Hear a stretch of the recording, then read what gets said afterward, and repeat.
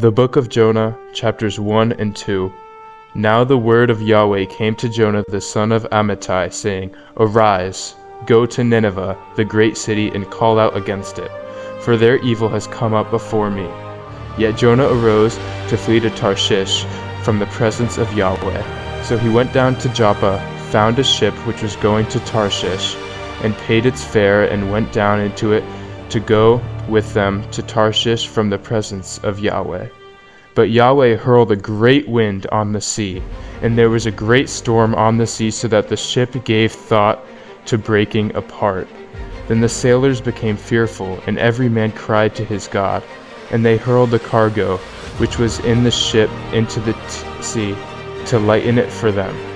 But Jonah had gone down below into the innermost part of the vessel, lain down and fallen deep asleep. So the captain came near to him and said to him, How is it that you are deeply sleeping? Arise, call on your God. Perhaps your God will be concerned about us so that we will not perish. Then each man said to the other, Come, let us have the lots fall, so that we may know on whose account this calamitous evil has struck us.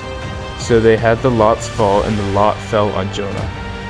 Then they said to him, Tell us now, on whose account has this calamitous evil struck us? What is your occupation, and where do you come from? What is your country?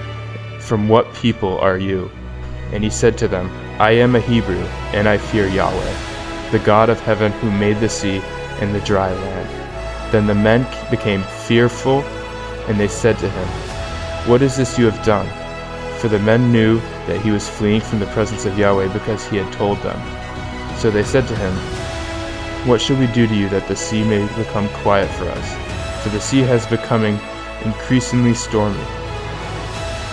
So he said to them, Lift me up and hurl me into the sea. Then the sea will become quiet for you. For I know that on account of me this great storm has come upon you. However, the men rowed desperately to return to dry land, but they could not, for the sea was becoming increasingly stormy against them. Then they called on Yahweh and said, O Yahweh, we earnestly pray, do not let us perish on account of this man's life, and do not put innocent blood on us. For you, O Yahweh, as you have pleased, you have done. So they lifted Jonah up and hurled him into the sea, and the sea stood still from its raging. Then the men greatly feared Yahweh, and they offered a sacrifice to Yahweh and made vows. And Yahweh appointed a great fish to swallow Jonah. And Jonah was in the stomach of the fish 3 days and 3 nights.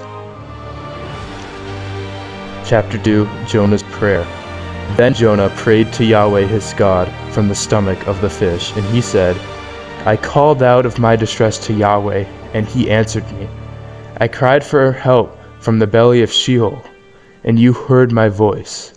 For you had cast me into the deep, into the heart of the seas, and the currents surrounded me. All your breakers and waves passed over me. So I said, I have been driven away from your sight. Nevertheless, I will look again toward your holy temple. Water encompassed me to my very soul. The great deep surrounded me. Weeds were wrapped around my head. I went down to the base of the mountains. The earth with its bars closed behind me forever. But you have brought up life from the pit, O Yahweh my God.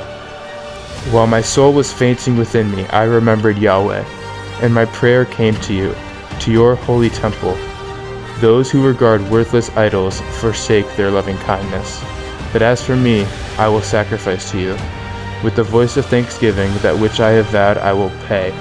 Salvation belongs to Yahweh. Then Yahweh spoke to the fish, and it vomited Jonah up into the dry land.